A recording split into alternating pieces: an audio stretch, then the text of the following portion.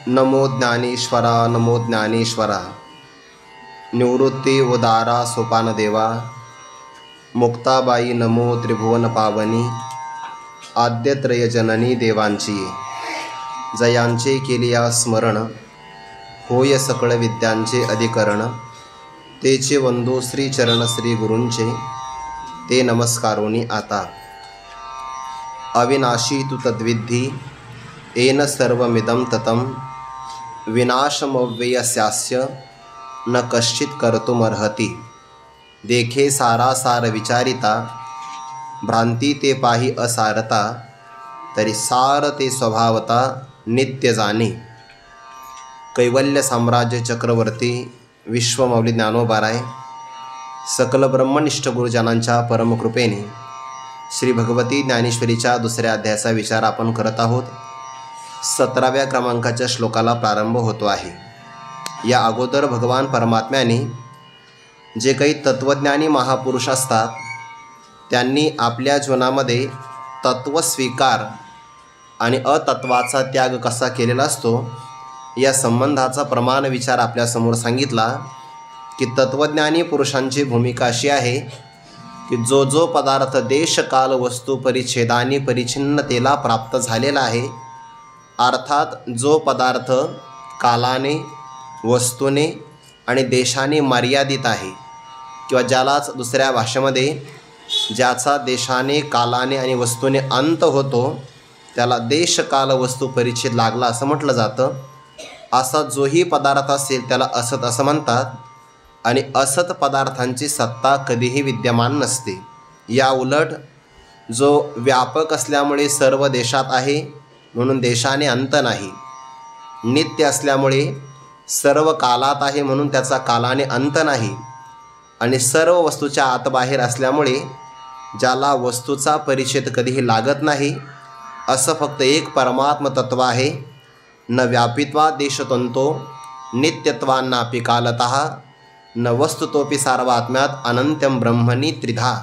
पंचदशीकारांनी ज्या परमात्म तत्वाला देश काल वस्तूचा कोणताही परिच्छेद लागत नाही म्हणून त्या परब्रह्माला अनंतत्व प्रतिपादन केलेलं आहे आणि त्याला शास्त्रकारांनी सत असं म्हटलं आहे। जरी हा परमात्मा कोणत्या प्रमाणाचा विषय झाला नाही किंवा जो आपल्याला नेत्रेंद्रियाने प्रत्यक्ष दिसला नाही तरी पण त्याला नाही म्हणण्याची सोय मात्र नाही, कारण जर तो नसता तर जगतातला कोणताही व्यवहार घडलाच नसता। आता ते परब्रह्म तत्व आणि आपल्या शरीरामध्ये असणारं आत्मतत्व स्वरूपाने एकच आहे, किंबहुना आपण आहे म्हणूनच सर्व प्रकारचे व्यवहार घडतात। आपण जर नसाल तर कोणताही व्यवहार घडणार नाही। जागृतीमध्ये आपण सगळा व्यवहार करतो, स्वप्नामध्ये आपण स्वप्नस्थ पदार्थ पाहतो, सुषुप्ती अवस्थेमध्ये आपण अज्ञानाचं प्रकाशन आणि सुखाचा अनुभव घेतो। या तीनही अवस्थेमध्ये अवस्था येतात आणि जातात, पण अवस्थांच्या बरोबर जात नाही तो मी। जर मी गेला तर कोणत्याही अवस्थांचं आपल्याला प्रकाशन किंवा ज्ञान होणारच नाही। याचा अर्थ काय होतो? मी आहे हा जो वाक्यातला मी आहे ना, त्या मी शब्दाला अवतरण करायचं। मी आहे म्हणून सगळ्या प्रकारचे व्यवहार घडतात। जर मी नसेल ते मी म्हणजे आत्मतत्व आहे, फक्त अहंकाराचा भाग त्यातला जर बाजूला काढला तर त्या मीचं लक्ष स्वरूप ते आत्मतत्व आहे। एरवी सर्वांच्या हृदय देशी मी अमुका आहे ऐशी। ज्ञानोबारांनी पण शब्द किती गोड वापरला। मी नेमका कोणता आहे हे नाही, अमुका मी कोणीतरी सामान्य रूपाने आहे। त्या मीच्या समोर मग आपण आपल्या देहाची नावं लावतो, तो भाग वेगळा आहे। मी ज्ञानेश्वर असं म्हणतो की नाही आपण आपल्या मीपणाचं जर नाव बाजूला सारलं तर त्या मी असं जे स्फुरण पावतं ज्ञान, त्या ज्ञानाचं लक्ष स्वरूप त्याला आत्मतत्व असं म्हणतात आणि ते कोणत्याही काळात नाही असं मात्र म्हणता येणार नाही। म्हणून सतः अभावः न विद्यते, त्या सत्तत्वाचा अभाव कधीच होत नाही। याचा अर्थ ते कायमचं आहे। कोणत्या अवस्थेमध्ये आहे? जागृतीमध्ये सुद्धा मीच आहे। स्वप्न पाहणारा मी आहे, मी सुखाने झोपलो होतो आणि मी काहीच जाणत नव्हतो असं म्हणणाराही मीच आहे. मग आपला कोणत्या अवस्थेमध्ये अभाव आहे? कोणत्याच अवस्थेमध्ये आपला अभाव नाही. म्हणून स्वतः अभावः न विद्यते, किंवा दुसरा एक अर्थ करता येईल, ज्याचा कधीच अभाव होत नाही त्याला सत म्हणा, किंवा सत्तेच असतं की ज्याचा कधीच अभाव होत नाही. आणि आपण आपल्या अवस्थांचा विचार करा. जागृतीमध्ये आपल्याला जो देह मिळतो तो स्वप्नात असतो का? भाव म्हणजे व्यवहारातला भाव नाही घ्यायचा. भाव म्हणजे असणं आणि अभाव म्हणजे नसणं. जागृतीमध्ये आपण जो देहाचा व्यवहार करतो तो देह स्वप्नामध्ये नाही. याचा अर्थ स्वप्नामध्ये जागृतीच्या देहाचा अभाव झालेला आहे म्हणून ते असत आहे. त्याच्याही पुढे चला. जेव्हा आपल्याला गाढ झोप लागते तेव्हा जागृतीतला आणि स्वप्नातला देह दोन्ही नसतात. याचा अर्थ त्यांचा तिथं अभाव होऊन जातो. त्याही पुढे जर आपली उच्च अवस्था प्राप्त झाली आणि जर आपल्याला समाधी प्राप्त झाली तर समाधी अवस्थेमध्ये जागृती, स्वप्न आणि सुषुप्ती अवस्थेमध्ये असणारा कारणदेह यांचा भाव आहे का?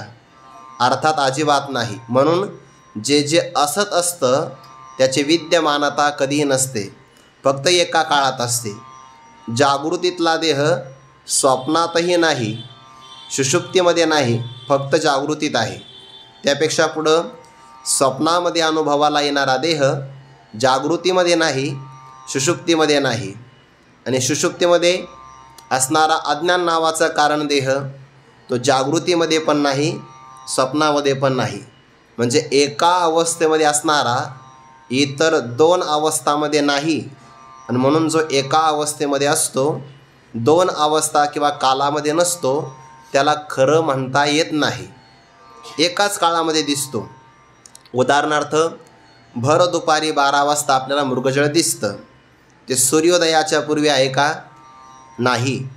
आणि सूर्यास्तानंतर, म्हणून त्याला खरं म्हणता येत नाही. जे खरं असतं ते तिन्ही काळामध्ये असतं. आपण आपल्या जीवनाकडे हे बघायचं आहे. आपण जागृतीत आहोत, स्वप्नात आहोत, सुषुप्तीमध्ये आहोत, समाधीमध्ये सुद्धा आपणच आहोत. पण ज्या देहाला मी असं आपण म्हणतो आहे तो मात्र प्रत्येक अवस्थेमध्ये नाही. पण आपला भ्रम इतका पक्का आहे की जो देह विचाराने तर्काने आपण विचार करतो कायमचा सोडून जातो की नाही आपल्याला. गुरुवर्य श्री मारुती बाबा सांगत असतात, स्वप्नामध्ये आपलं सुषुप्ती अवस्थेमध्ये आणि मृत्यूमध्ये फार फरक नाही, थोडासाच फरक आहे.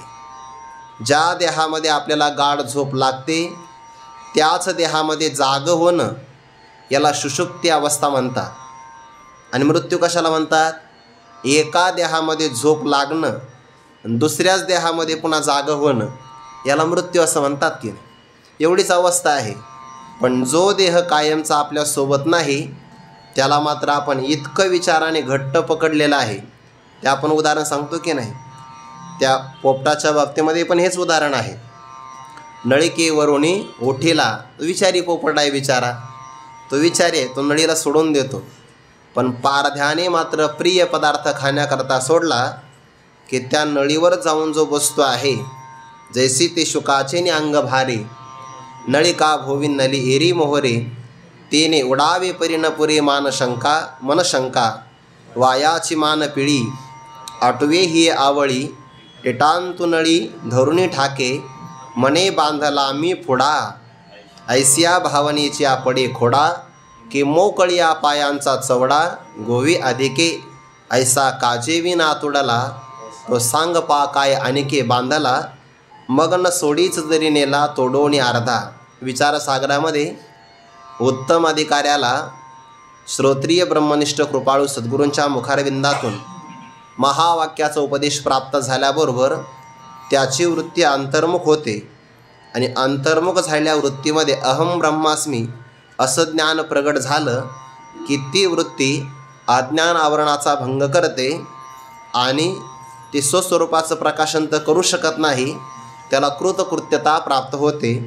पण ज्याला प्रथम श्रवण केल्याबरोबर असा प्रकार घडत नाही त्याने पुन्हा विचाररूप असणारं दुसरं श्रवण करावं असं सांगितलेलं आहे. मग त्याने श्रवण करावं, ते उपक्रम उपसंहार पाहून वाक्याचा तात्पर्य निश्चय करावा, त्याला श्रवण म्हणतात. मनन करावं, जीवब्रह्माच्या अभेदाला साधक युक्ती आणि भेदाला बाधक युक्ती याला मनन असं म्हणतात. त्यानंतर पुढे निधिध्यासनम, अनात्माकार वृत्तीचा परित्याग करायचा आणि सदैव आत्माकार वृत्तीचा प्रवाह जागृत ठेवायचा, याला निधिध्यासन असं म्हणतात. आणि पुढे मग महावाक्याचं तत्वम पदार्थाचं शोधन करणं असं दुसरं विचारूप श्रवण सांगितलं आहे. त्यामध्ये एक मनन नावाचं साधन आलं, मनन. मननाकरता या युक्ती फार महत्त्वाची आहे बरं. कोणती? आपण कायमचे मुक्त आहोत पण आपणच स्वतः बंधनाला प्राप्त झालो, याला युक्ती काय? याला युक्ती त्या पोपटाची आहे. मने बांधला मी पुढा, ज्ञानोबराय 4 ओव्यामध्ये सांगतात ना, तुकोबराय एका प्रमाणामध्ये ते सांगतात. मुक्त होता परी, परी शब्द आला की मागच्याला किंमत राहत नाही. मुक्त होता परी बळे झाला बद्ध, घेऊन या छंद माझे माझे, हा पदार्थ माझा तो पदार्थ माझा. ज्याला माझं म्हणतो ते माझं म्हणण्याच्या अगोदर मी असावा लागतो. मी जर नसेल तर माझं कोण आहे? अगोदर मी सिद्ध असावा लागतो, म्हणजे मग त्याला माझं कोण आहे हे कळत असतं. सिद्धी आहे ती. हे आपल्याला यौक्तिक चिंतनाकरता फार महत्त्वाचं आहे. हे कशाकरता सांगितलं? अवस्थांच्या बरोबर देह बदलतात, पण अवस्था आल्या गेल्या आगमापायी जरी असेल तरी त्यांच्याबरोबर मी बदलत नाही. आणि म्हणून सतः अभावः न विद्यते आणि असतः भावः न विद्यते. असत पदार्थांची विद्यमानता कधीच नसते आणि सत्तत्वाचा अभाव कधीच होत नाही, असा तत्त्वज्ञानी पुरुषांनी दोघांचाही निर्णय चांगल्या प्रकारे जाणला आहे. अर्जुना, तू सुद्धा तत्त्वज्ञानी पुरुषाप्रमाणे आपल्या जीवनामध्ये आचरण केलं पाहिजे. आपला आदर्श कोण असावा? तत्त्वज्ञानी महात्मा असावा. म्हणून अर्जुना, त्यांना अनित्य पदार्थांच्या ठिकाणी आस्तिक्य बुद्धी कधीच नसते, कारण त्यांनी अनित्याचा आणि नित्यांचा दोन्हींचाही निवाड चांगल्या प्रकारे जाणलेला असतो. मग सांगा बरं, परमात्मा नित्य तत्व काय आहे आणि अनित्य पदार्थ कोणता आहे? तर त्याचा विचार परमात्मा पुढे 17 आणि 18 या 2 श्लोकामध्ये प्रतिपादन करत आहे. पहिल्यांदा नित्य तत्व कोणता आहे तर तो विचार 17व्या श्लोकामध्ये सांगतात. अविनाशी तू तद्विद्धी येन सर्वम इदं ततं विनाशम अव्ययस्य अस्य न कश्चित कर्तुम अर्हति. हा पदच्छेद आहे. तू नाम परंतु. मागे असणाऱ्या श्लोकामध्ये जो विचार आला त्या विचारापेक्षा विलक्षणता किंवा त्यातला असणारा भेद प्रतिपादन करण्यासाठी परंतु असा शब्द आला. परंतु येन, ज्या परमात्मतत्वाने इदं सर्वं ततं, इदं पदाला विषय होणारं कोण कोण आहे? पंचदशीकाराने याचा विचार केला आहे. आपल्याला 5 कर्मेंद्रिय, 5 ज्ञानेंद्रिय आणि 11वं मन असे 11 इंद्रिय प्राप्त झालेले आहेत. आहे की नाही? आपल्याला शब्द स्पर्श रूप रसगंध कळण्यासाठी 5 ज्ञानेंद्रिय आहे. चालणं, हाताने घेणं देणं, मलमूत्र विसर्जन आणि वाणीचा व्यवहार हे 5 कर्मेंद्रियाचे व्यवहार आहेत. आणि या सर्वांना सहाय्य करणारं उभयेंद्रियात्मक असणारं मन हे आपले 11 इंद्रिय आहेत. 11 इंद्रियांच्याद्वारे जेवढं आपल्याला कळतं, शास्त्रानुसार आपल्याला जेवढं कळतं, हे सगळं कळणं त्याला शास्त्रकाराने इदम पदामध्ये समाविष्ट केलेलं आहे. तुम्हाला शब्द कळाला इदम पदामध्येच आहे. किंबहुना संपूर्ण जगतच पंचदशीकाराने इदम पदाने घेतलेलं आहे. एकादशेंद्रिययुक्त्या शास्त्रेणाप्यावगम्यते यावत किंचित भवेत एतम इदं शब्दोदितं जगत. इदम पदामध्ये सगळं जगत येतं आणि सगळं जगत आपल्याला एकतर 5 ज्ञानेंद्रियाने, 5 कर्मेंद्रियाने किंवा जर आपण आपल्या मनात कल्पना केली तर मनानेच कळतं. म्हणून 11 इंद्रियांच्याद्वारे आपण ज्याला ज्याला जाणतो, ज्या ज्या पदार्थाला, त्या पदार्थाला जगत असं म्हणतात.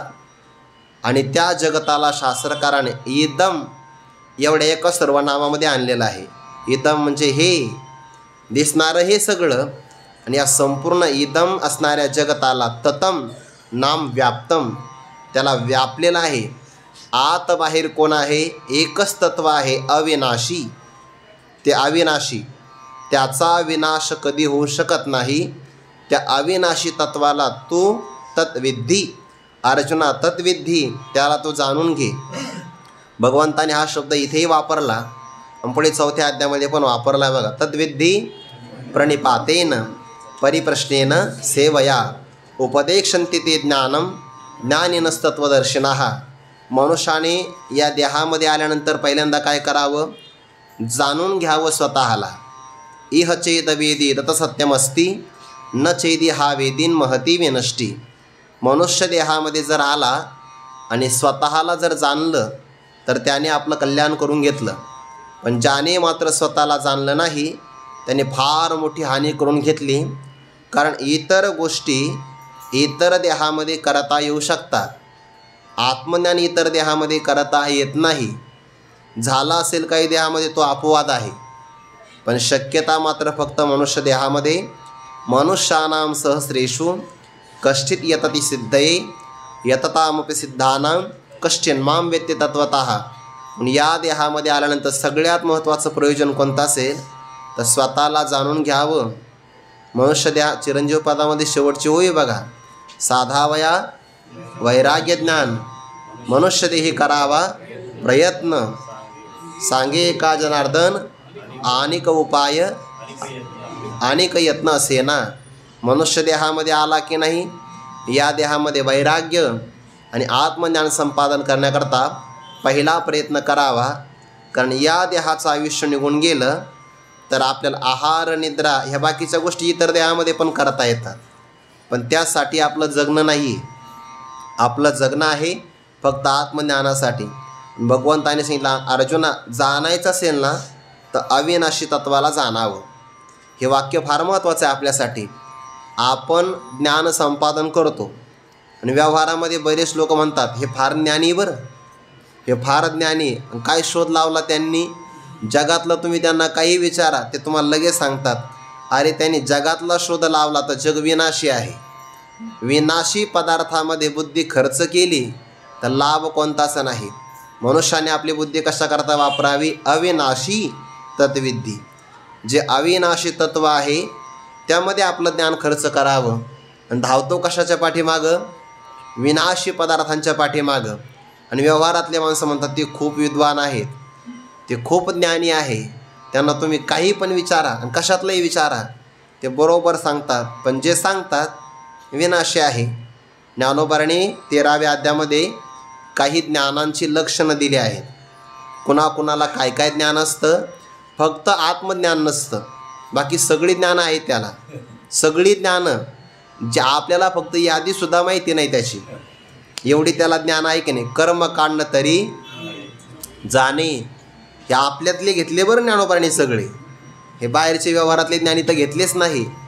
कर्म काढणं तरी जाणे, मुखोद्गत पुराणे ज्योतिषी तो म्हणे, तैशेची होय शिल्पी अति निपुण सुपकर्मी ही प्रवीण. विधी अथर्वण हाती आथी कोकी नाही ठेले.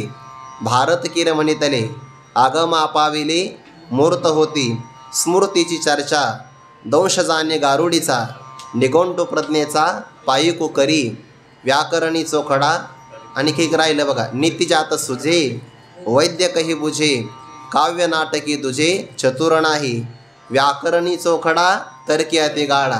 प्रत्येक ओव्यामध्ये 3-3 आहे. शेवटच्या ओवीमध्ये 2 प्रकार, म्हणजे 17 प्रकारची ज्ञान आहेत त्याला, 17 प्रकारची. आणि त्या 17 प्रकारामध्ये अनेक ग्रंथ असू शकतात. जसं की मुखोद्गत पुराणे हा एकच प्रकार आहे, पण त्याचे 8 पुराण पाठ आहेत. नीतिजात सुजे म्हणल्यानंतर जगातले सगळे नीतिधर्म त्याची माहिती आहे त्याला सगळे. बरं, त्याच्यानंतर शब्दकोश तर त्याच्या बुद्धीची पायकी सेवा करतो आहे. व्याकरणी चोखडा तर्की अति गाडा फक्त एकच आहे. परी आत्मज्ञानी पुढा जात्यंत जो. फक्त आत्मज्ञानाचा अभाव आहे. या सगळ्या शास्त्रामध्ये 2 महात्मे निष्णात होते बरं आपल्यासमोर. एक आहे नारद महर्षी आणि दुसरे आहेत चांगदेव महाराज. निळोबारायांनी चांगदेव महाराजांचं चरित्र अभंगामध्ये ग्रथित केलेलं आहे. आपण मुळात वाचा. बाकी जगामध्ये दुसरी कोणती उदाहरणं नाही. पण फक्त कळा 65 उकलवणी दावेली. 14 विद्यां 64 कलेमध्ये निष्णात जरी असेल पण आत्मज्ञानाचा जरा भाव असेल तर रम्य समाधान प्राप्त होत नाही. आणि एखाद्याला आत्मज्ञान असेल म्हणजे काय, ज्याने स्वतःला जाणलेलं आहे की मी स्थूल देह, सूक्ष्म देह, कारण देह, अन्नमय कोश, प्राणमय, मनोमय, विज्ञानमय, आनंदमय कोश हे पंचकोश मी नाही, 3 देह मी नाही, या 3 देहांचा प्रकाशक असणारा, पंचकोशाला जाणणारा मी आत्मा आणि ब्रह्मरूप आहे असं ज्याला निसंदेह ज्ञान झालं, ज्याच्यामध्ये संशय नाही, परत कोणत्या प्रकारची विपरीत भावना नाही, तर समजून घ्यावं तो श्रीमंत नाही झाला तरी चालेल, पण आत्मज्ञान संपादन केलं की त्याच्या या देहातली सार्थकता पूर्ण झाली असा त्याचा अर्थ. म्हणून भगवान म्हणतात, अरे अर्जुना, ज्या अविनाशी तत्वाने या संपूर्ण जगताला व्यापलेला आहे त्या अविनाशी तत्वाला तू जाणून घे. म्हणजे मग ते अविनाशी तत्व आहे त्याने सगळ्या जगाला व्यापलेलं आहे, म्हणजे जगाच्या आत बाहेर आहे. मग जगाचा नाश केला तर त्याचा नाश होईल का? नाही होणार. का? मुळातच ते अविनाशी आहे. आपण जरी अविनाशी असेल तरी पण उपाधीच्या नाशाने त्याचा नाश होईल की नाही? भगवान म्हणतात होणार नाही. असं कधी घडतं का? एका घाटामध्ये आकाश आलं. आकाश म्हणजे रिकामी जागा, पोकळी. घाटामध्ये असणारा आकाशाला काय म्हणतो आपण? घटाकाश. म्हणे आपण घटाचा नाश केला आणि मनुष्य रडू लागला. म्हणे का हो? ते मला आहे ना आकाशाचा नाश करायचा नव्हता, पण काय करावा, घटाचा नाश झाला. त्यातलं आकाश फुटत असतं का? अजिबात फुटत नाही, कारण आकाशाला अवयवच नाही. मग जर आकाशाचा घटाच्या नाशाने जर नाश होत नसेल तर या आकाशाचं सुद्धा कारण असणारं परब्रह्म किंवा आत्मतत्व त्याचा नाश कोण करणार आहे? म्हणून भगवान म्हणतात, अस्य अव्ययस्य, हा परमात्मा अविनाशी आहे, अव्यय स्वरूपाचा. अव्यय कशाला म्हणतात?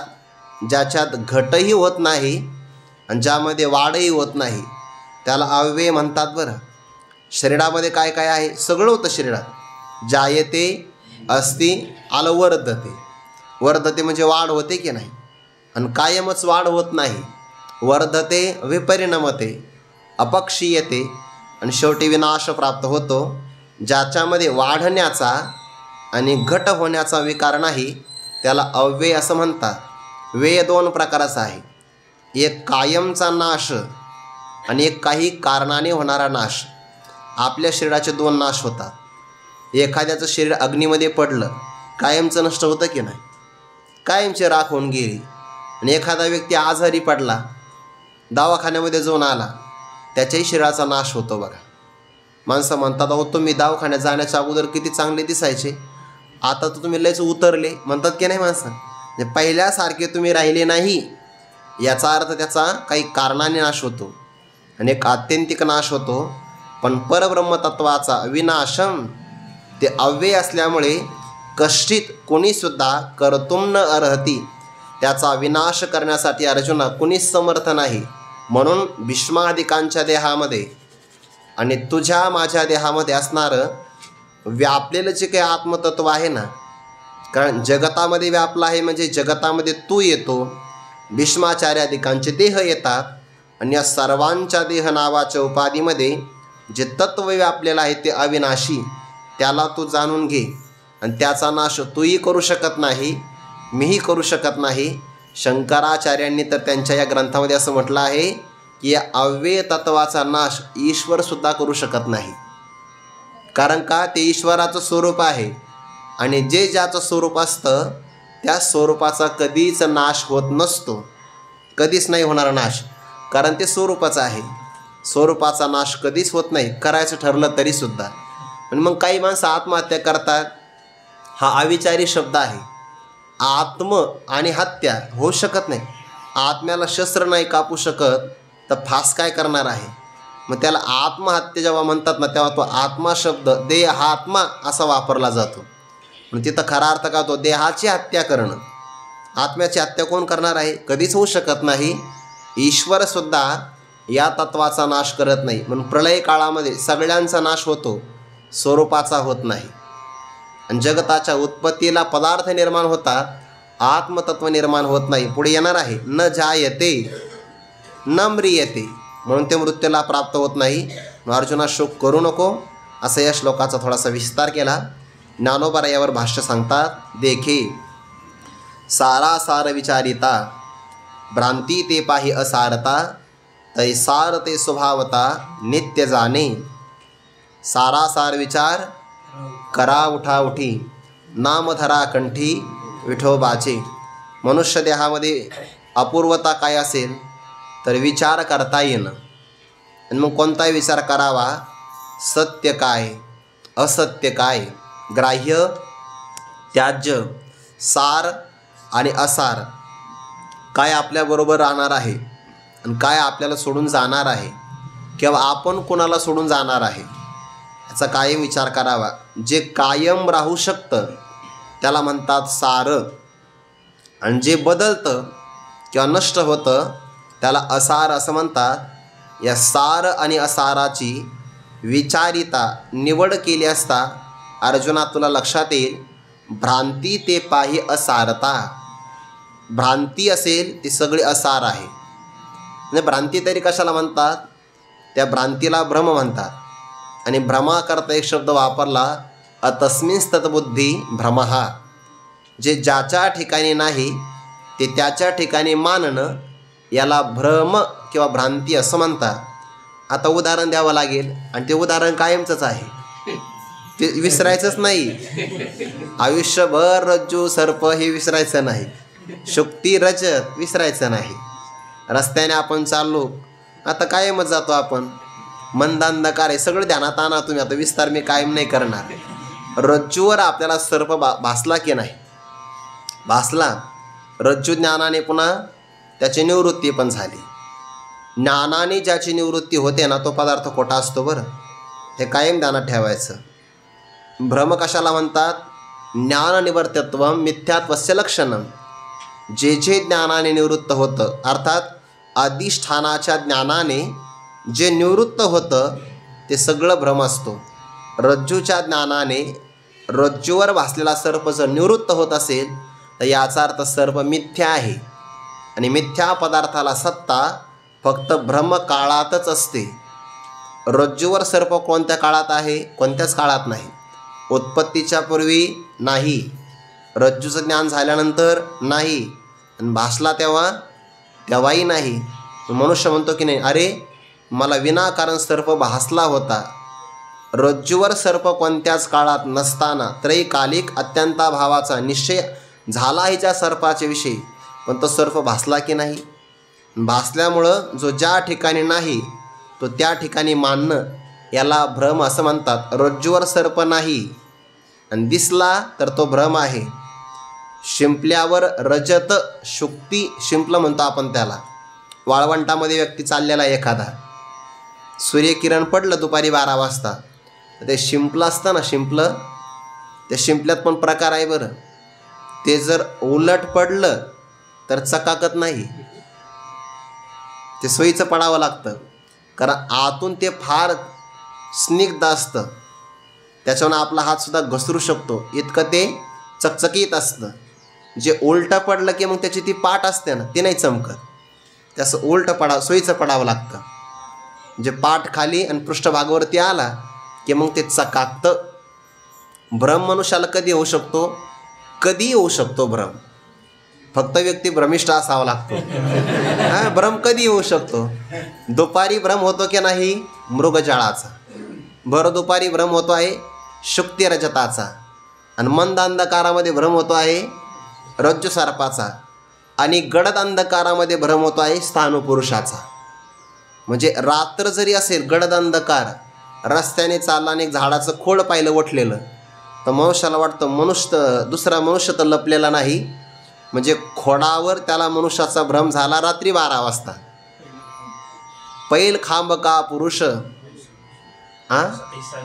ऐसा निश्चय नाही एक, परे काय नेणं आलोक दिसत असे. पलीकडे खांब आहे का, पुरुष आहे का, खोड आहे, लक्षात येत नाही. म्हणजे भ्रम व्हायला काळ नसतो, फक्त भ्रमाचा काळ यावा लागतो, आला की मनुष्याला भ्रम होत असतो. जो ज्याच्या ठिकाणी नाही तो पदार्थ तिथं मानणं याला भ्रम आणि भ्रांती म्हणतात. आणि आपण आपल्या जीवनाचं निरीक्षण करा बरं, आपण भ्रांतिमान पदार्थाच्या पाठीमागे धावतो आहे का जे सत्य स्वरूप आहे त्याच्या पाठीमागे धावतो आहे. जगतातले सगळे पदार्थ भ्रांतिजन्य आहेत आणि आपलं आयुष्य सगळं त्या पाठीमागं जातं. काही लोक पदार्थाच्या पाठीमागं तर काही प्रसिद्धीच्या पाठीमागं. आणि मनुष्याला वाटतं सुद्धा असं की आपण जर समजा लोकांना माहिती झालो तर हे आपलं परमार्थाच्या साधनेचं फळ आहे असं वाटतं की नाही मनुष्याला. किंबहुना मनुष्य असं करतो की मी लोकांच्या नजरेत आलो पाहिजे, माझ्या परमार्थाची दखल कोणीतरी घ्यायला पाहिजे की नाही, माझ्याकरता कोणीतरी 2 शब्द वापरले पाहिजे. विश्वास या स्तोत्रा आपण हो आवया पात्रा, ही सत्कार राजस्तप आहे बरं. विश्वे आपली यात्रा करावी यावे असं वाटतं की नाही मनुष्याला. याचा अर्थ आपण भ्रमाच्या पाठीमागे धावतो आहे. भ्रांती ते पाही असारता. जो पदार्थ परब्रह्माच्या ठिकाणी जगत नाही म्हणून जगत भ्रम आहे. रज्जूवर सर्प नाही, सर्प भ्रम आहे. शुक्तीवर रजत नाही कोणत्याच काळामध्ये, पण दिसतं तर भ्रम आहे. जगतही तसंच आहे की नाही. गाढ झोपेमध्ये आपण गेलो तर हे जगत कुठं आहे, स्वप्नात गेलो तरी हे जगत नाही. याचा अर्थ हे जगत भ्रांतिमान आहे आणि आपण त्याला धरून बसलो आहे. भ्रांती ते पाही असारता. एवढी एक जरी ओवी अनुभवली आपण, तसं तर या दुसऱ्या अध्यायातल्या किती ओव्या सांगाव्या की एक तरी ओवी अनुभवावी यामध्ये येऊ शकतात. देखे सारा सार विचारिता, पण त्याला बुद्धी लागते बरं.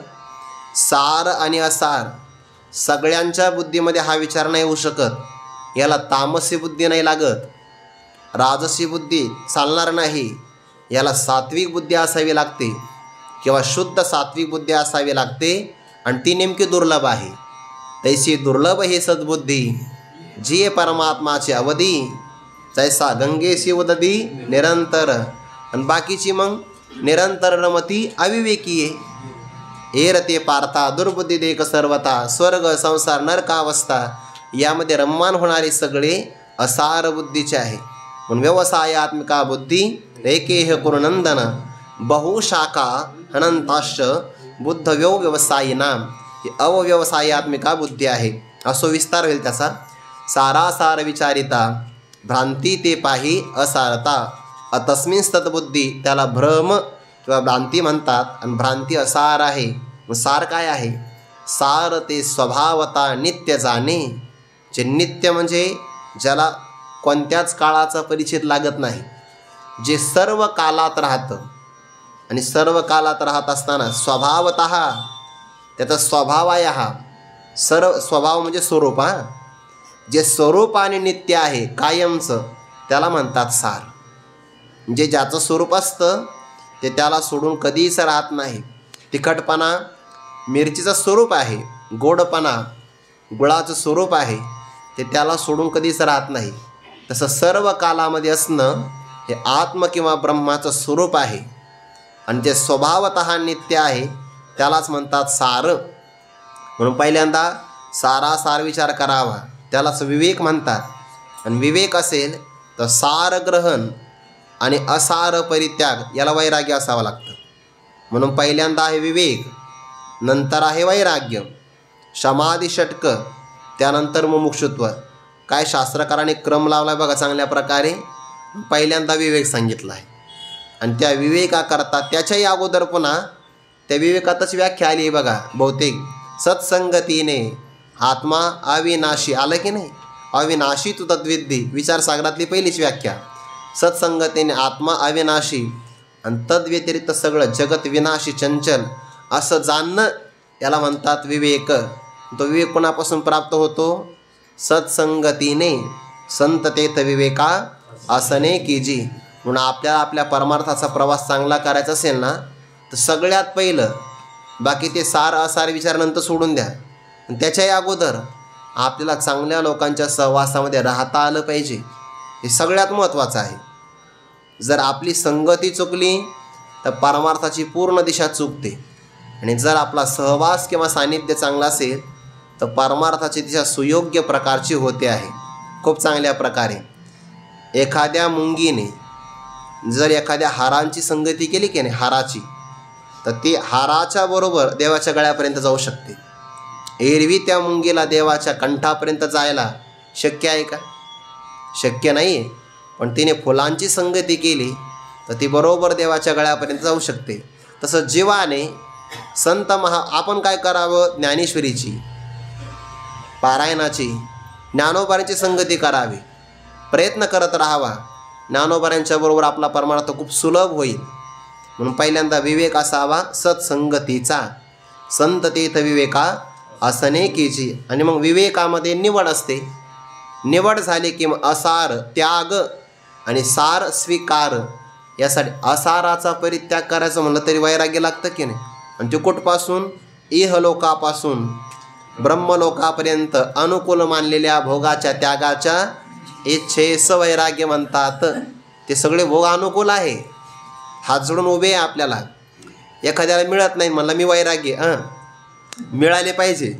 आणि मिळाल्यानंतर मग त्याग करायचा असेल तर ते वैराग्य आहे. सार ते स्वभावता नित्य जाणे. नित्य तत्व आहे, स्वरूपाने कायम राहतं. ते राहतं कुठं?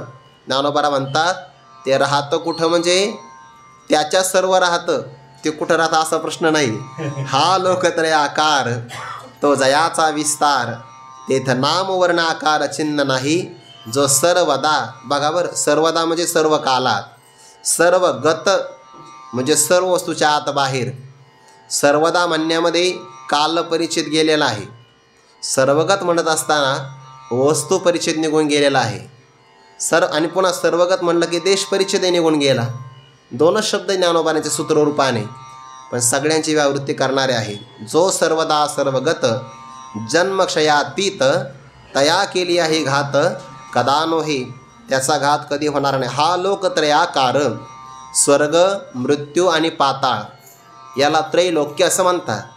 किंवा काही ठिकाणी अध्यात्मशास्त्रामध्ये जागृती, स्वप्न आणि सुषुप्ती हात जीवात्म्याचा 3 प्रकारच्या लोकाचा आकार आहे. जागृती स्वप्नामध्ये फिरणारं चैतन्य त्याला म्हणतात जीव चैतन्य. असा त्याचा अर्थ एक होऊ शकतो. कारण आपल्याकरता हे लोकच आहे ना. लोकस्तो भुवने जने, भुवनाना लोक म्हणतात. आणि जीवात्मा कोणत्या कोणत्या भुवनामध्ये राहतो? जागृतीमध्ये आला तर जागृतीत राहतो, स्वप्नात गेला की स्वप्न अवस्थेमध्ये राहतो, आणि गाढ झोपेला प्राप्त झाला की सुषुप्ती देहामध्ये राहतो, कारण देहामध्ये. हे त्याचे राहण्याचे 3 फ्लॅट आहे जीवात्म्याचे. त्याचं ते भुवन आहे. आणि भुवनाला लोक असं म्हणतात. हा लोकत्रय आकार व्यष्टी संबंधाने घेतला तर जागृती, स्वप्न, सुषुप्ती हा 3 प्रकारच्या लोकाचा आकार आहे. आणि समष्टी अंगाने घेतलं तर स्वर्ग, मृत्यू आणि पाताळ यामध्ये संपूर्ण ब्रह्मांडाचा समावेश होतो. बरं, जरी आपण तिघाचा उल्लेख केला तरी पण अतल, वितल, सुरतल, तलातल, रसातल, महातल आणि पाताळ, भूरलोक, भूरलोक, सुरलोक, महरलोक, जनलोक, तपोलोक आणि सत्यलोक हे 14 लोक जरी असेल तर यांचा समाविष्ट 3 लोकांमध्ये करतात. त्रिशो धामसु यद भोग्यम भोक्ता भोग्यश यद भवेत असं एक पंचदशीमध्ये श्लोक आलेला आहे. त्रिशो धामसु हे 3 प्रकारचे जीवाचे धाम आहेत. जागृती, स्वप्न आणि सुषुप्ती किंवा स्वर्ग, मृत्यू आणि पाताळ हा लोकत्रयाकार, तो जयाचा विस्तार. आता जगताच्या संबंधाने बरेच कारणं सांगतात. नैयायिक परमाणूला कारण मानतात, सांख्य प्रकृतीला कारण मानतात, आणि वेदांत शास्त्रामध्ये जगताचं कारण कोण सांगितलं? ब्रह्म. यतो वा इमानी भूतानि जायन्ते येन जातानि जीवन्ति यत् प्रयन्ति विसंविशन्ति तद्विजिज्ञासस्व तद्ब्रह्मेति. ज्याच्यापासून हे संपूर्ण जगत निर्माण झालं. तस्माद् वा एतस्मात् आत्मनः आकाश संभूतः आकाशात वायुः वायुः अद्भ्यः अद्भि पृथ्वी अशी ते क्रमांक सांगितलेले आहे. म्हणजे परब्रह्माला माया नावाची उपाधी लागली की ईश्वर असं नाव येतं. त्या ईश्वराला संकल्प होतो एकोहम बहुश्याम एकाकी न रमते एकलेन कंठेची म्हणून या येणे. सुरुवातीला ते ब्रह्म एकटंच असतं. आपणही तसेच असतो की नाही, गाढ झोपेमध्ये आपणही एकटेच असतो. पहिल्यांदा जागा कोण होतं? एकोहम अहम एकोहम बहुश्याम. पहिल्यांदा मी जागा होतो, नंतर सगळे माझे पदार्थ मिळतात मला. तसं ईश्वराच्याही ठिकाणी मी एकटाच आहे, मी बहु व्हावं असा संकल्प झाल्याबरोबर संपूर्ण ब्रह्मांड निर्माण होतं आहे.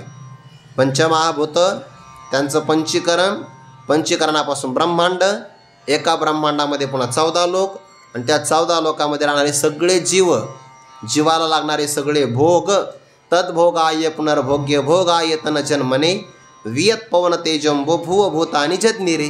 पंचदशी कारणी सांगितलं पहिल्या प्रकरणामध्ये. त्या सगळ्या जीवाला भोग व्हावा सुखदुःखाचा याकरता परमात्म्याला संकल्प होतो आणि सगळं त्याच्यापासून निर्माण होतं. म्हणून वेदांत शास्त्रामध्ये ब्रह्म जगताचं कारण सांगितलं आहे, पण ते कारण परिणामी उपादान कारण असं नाही सांगितलं, विवर्तोपादान कारण सांगितलं. विवर्त म्हणजे काय? खोटा पदार्थ. आणि खोट्या पदार्थाला भासण्याकरता सत्य अधिष्ठान असावं लागतं. सत्य अधिष्ठानावर कोणताही बदल न होता फक्त प्रतिती वेगळी येणं, अवस्थांतर भान होणं, यालाच खऱ्या अर्थाने काय म्हणतात? विवर्त. म्हणून पूर्वरूपम अपरित्यज्य अवस्थांतर भान विवर्तः. सर्प भासला की नाही त्याला कारण कोण आहे? रज्जू. रज्जूच नसती तर सर्प तरी दिसला असता का आपल्याला? पण आता जो भासलेला सर्प आहे त्याच्या विषाने ती रज्जू विषारी होते का? नाही होत. का बरं? कारण सर्प भासला तो खोटा आहे, अध्यस्त आहे. आणि अध्यस्त पदार्थाच्या गुणाने किंवा दोषाने अधिष्ठानाच्या कोणत्याही प्रकारची लाभ हानी होत नाही. म्हणजे रज्जू भासला तर सर्प भासला तर सामान्य रज्जू जिथं विषारी होत नाही तिथं जगताच्या असणाऱ्या भ्रमाने असंग असणारं परब्रह्मतत्व कसं बरं मलिन होईल? शुद्ध आहे, ते निर्विकार आहे, म्हणून ते कोणत्याही प्रकारे मलिन होत नाही.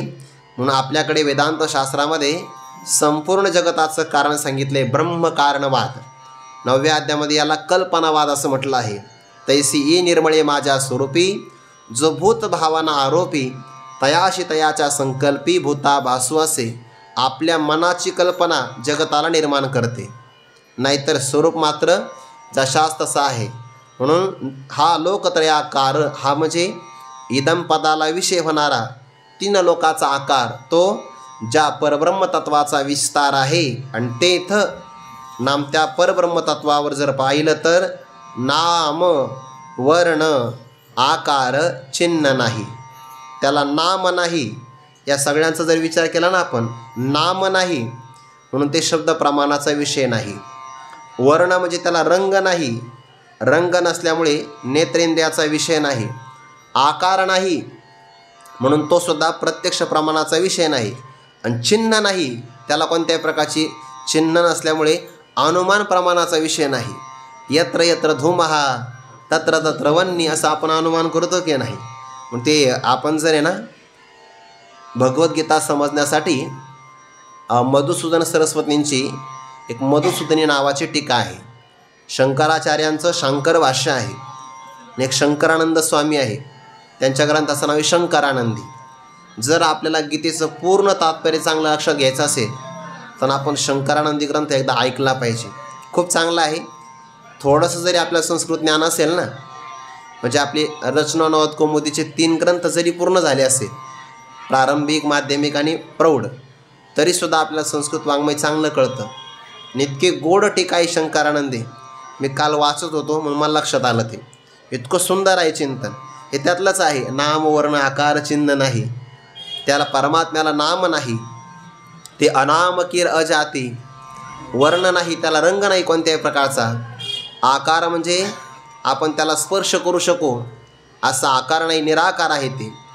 चिन्ह नाही म्हणजे कोणत्याही प्रकारचं लक्षण त्याचं आपल्याला सांगता येणार नाही. 12व्या अध्यायामध्ये हाच विचार आहे की नाही? ते निर्देश देशरहित, अक्षरजी अव्यक्त, निर्देश देशरहित, सोहम भावे उपासित ज्ञानी येजे. मनाची नखे न लगे, बुद्धीची दृष्टी न रेगे, ते इंद्रिया अखेर जोगे काय होईल. का बरं? त्याची कारणं इथं आली आहे. मनाने चिंतन करण्यासाठी, न बुद्धीने जाणण्यासाठी आणि इंद्रियांचा विषय होण्यासाठी तिथे काहीतरी नाम वर्ण आकार चिन्ह असावे लागतात. आणि नेमकं त्याला नाम नाही, श्रुतीने ठेवलं म्हणून मिळालं. त्याला कोणत्याही प्रकारचं वर्ण नाही. भक्तासाठी तो वर्ण धारण करतो भाग वेगळा आहे. भक्ताची इच्छा आहे म्हणून तो आकाराला येतो, नाही तर त्याच्या ठिकाणी कोणत्या प्रकारचं चिन्हही नाही. सगुण साकारामध्ये सगळं आहे बरं. सगुण साकारात नाम आहे, हजार नाव, वर्ण आहे, सावळा, निळा हे त्याचे वर्ण आहेत. आकार आहे, चतुर्भुज आहे, द्विभुज आहे, चिन्ह आहे, तुळशी हार गळा, काशी पितांबर, हे सगुण साकारात आहे. निर्गुण निराकारामध्ये नाम, वर्ण, आकार, चिन्ह नाही. ते 13व्या अध्यायामध्ये होईन ना, नाम रूप संबंध, जाती क्रिया भेद, हा आकाराशीची प्रवाद, वस्तूशी नाही. हा आकाराला बोलणं आहे, पण वस्तू नाम परमात्म्याला कोणत्याही प्रकारचा प्रवाद नाही. हे त्याचं खरं स्वरूप आहे. रंग नाही, रूप नाही, नाही वर्ण छाया, निर्गुण निराकार एक तोही रघुराया. कबीर महाराजांचं प्रमाण आहे. रंग नाही, रूप नाही, नाही वर्ण छाया, तो कसा आहे? निर्गुण निराकार एकच आहे. एको देव सर्वभूतेषु गुढः, किंवा एकमेवा द्वितीयम, हे आपलं स्वरूप आहे. हे फक्त परब्रह्म वेगळं आहे किंवा ते परोक्षाचा विषय झाला तर असं नाही. ज्याचं वर्णन इथं परोक्षाने केलं आहे ते मीच आहे असं कळाला की मग अपरोक्ष ज्ञानामध्ये खऱ्या अर्थाने लाभ आहे. हा लोकत्रयाकार तो जयाचा विस्तार, तेथ नाम, वर्ण, आकार, चिन्ह नाही. कसा आहे? जो सर्वदा, सर्व काळात आहे, सर्व गत, सर्व देशात आहे किंवा सर्व वस्तूमध्ये आहे. दोनच पदं वापरले ज्ञानोबाऱ्यांनी, पण या दोन पदामध्ये देश परिच्छेद, वस्तू परिच्छेद आणि काल परिच्छेद या तिन्ही प्रकारचे परिच्छेद निवृत्त केले. सूत्रालाही सूत्र प्ररूप प्रदान करणारं ज्ञानोबाऱ्यांचं काय वाङ्मय आहे. सर्वदा, सर्वगत, सर्व व्यापक आहे. जन्मक्षयातीत, जन्मही नाही आणि क्षय म्हणजे मृत्यूही नाही. मधले 4 विकार आपण घ्यायचे. जन्म म्हणजे जायते, अस्ति, वर्धते, विपरिणामते, अपक्षीयते, हे 4 विकार मध्यंतरी आले, पण ते दिसले नाही हो. ते वक्त्याला सांगायचं ठेवलं आहे ते. जन्म, क्षय, गुरुवारे मारू तेव्हा सांगत असता की नाही. एखादे पंगत बसली, 500 पत्रावळ्या आणायच्या आहे, मग आपण काय करतो? एक हात खाली असणाऱ्या पत्रावळीला देतो आणि एक हात वरती ठेवतो. मधल्या प्रत्येक पत्रावळीला आपण हात लावतो का? नाही लावत, कारण दोघांचा समावेश केला की मध्यंतरी किती का असेना त्या सगळ्यांचा समावेश होऊन जातो. तसं ज्ञानोबारे म्हणतात, जन्म नाही आणि त्याला क्षय नाही, मधले 4 विकार तेही नाही. म्हणून जन्म, जन्माला येणं, मग हा जन्माचा विकार कोणाला आहे? देहाला. मृत्यूचा विकार देहालाच आहे, त्याला मात्र कोणताच विकार नाही. जन्मक्षयातीत, जन्मक्षय अतीत आहे तो. जन्माच्या आणि क्षयाच्या अतीत म्हणजे पलीकडचा आहे. तया केली आहे घात कदा नोहे, आणि त्याचा घात करण्याचं मनात जरी आणलं तर कदा नोहे. कदा म्हणजे कधीसुद्धा. अर्जुना, तू मनात आणलं तरी आत्मस्वरूपाचा घात होणार नाही. एवढंच नाही, मी जरी मनात आणलं, मी म्हणजे मी नाही, भगवान परमात्म्याने जरी मनात आणलं, ईश्वरानेही मनात आणूनसुद्धा आत्मस्वरूपाचा घात कधी होऊ शकत नाही. मग कशाला रडतो आहे? देहाचा विचार केला तर आपण मनात जरी नाही आणलं तरी त्याचा घात होणार आहे, आणि आत्मस्वरूपाचं मनात जरी आणलं किंवा प्रयत्न जरी केला तर कधीही त्याचा घात होणार नाही. मन संकल्पाने होत नाही, प्रत्यक्ष क्रियेने होत नाही, किंवा कोणत्याही प्रकारच्या शस्त्राने सुद्धा होणार नाही. आणि सगळ्यात मोठा आपल्याला भीती कशाची असते? सगळ्यात मोठी भीती मृत्यूची वाटते बघा. दुर्दैव असं आहे, मी कालच ऐकलं कोणाचं, मनुष्याला तो जन्माला कधी येणार आहे याचा अनुमान करता येतं. एखाद्या मातेच्या उदरामध्ये गर्भ राहिला की ते काय म्हणतात त्याला, सोनोग्राफी का, तर ते सांगतात बघा, अंदाज सांगतात की या महिन्याच्या तारखेला फार झालं तर 1-2 दिवस मागं पुढं होईल, असा अंदाज करता येतो. म्हणजे जन्माची वेळ निश्चित आहे, ते सांगता येते. आणि मृत्यूची नाही, मग 2-3 दिवस मागं पुढं होईल असं होईल का मृत्यूचं कधी? नाही नाही नाही. ज्या देशात, ज्या कालात, ज्या मुहूर्तामध्ये ठरलेलं आहे तिथेच बरोबर त्याचा मृत्यू होतो. देहाच्या असणाऱ्या मृत्यूला कोणीच टाळू शकत नाही. आणि आपल्याला काय वाटतं, तेवढं फक्त टळलं पाहिजे. नाही नाही, ते कधी टळेल? आत्मज्ञान झालं तरच टळेल. तम एव विदित्वा अतिमृत्युमेती नान्यहा पंथा विद्यते अयनाय. परमात्म्याला जाणल्यानंतरच मृत्यूचं उल्लंघन करता येतं. नाहीतर मग मृत्योः समृत्युमाप्नोति यह नानेव पश्यति. जो अभेद पाहत नाही, फक्त भेद पाहतो, तो या मृत्यूपासून दुसऱ्या मृत्यूला, म्हणजे काय, एका जन्मापासून दुसऱ्या जन्माला, जन्म झाला की पुन्हा मृत्यू. ज्याला मृत्यूचं बंधन तोडायचं असेल त्याला एकच पर्याय, तम एव विदित्वा, त्या परमात्म्याला जाणल्यानंतरच अतिमृत्युमेती, मृत्यूचं उल्लंघन करता येतं. नान्यहा पंथा, दुसरा मार्ग नाही. विद्यते अयनाय, मोक्षासाठी दुसरा कोणताच मार्ग नाही. म्हणून जो सर्वदा सर्वगत जन्मक्षयातीत आणि तोच परमात्मा मी आहे असा आपण निश्चय केला की मग आपण सुद्धा जन्मक्षयातीत होतो. बरं, भगवंतांनी 14व्या अध्यायामध्ये सांगितलं, इदम ज्ञानमुपाश्रित्य मम साधर्म्य मागताः सर्गेपि नोपजायन्ते प्रलये न व्यथन्ति च. ते सर्गाला उत्पन्न होत नाही आणि प्रलय काळामध्ये नाशालाही प्राप्त होत नाही. म्हणून भगवान म्हणतात, तया केली आहे, त्याचा कोणत्याही कारणाने घात करण्याचा प्रयत्न केला तरी कदा नोहे, कधीच घात होत नाही. कारण ते नित्य आहे, सर्वदा राहणार आहे. आणि त्या अविनाशी तत्वाला तू जाणून घे.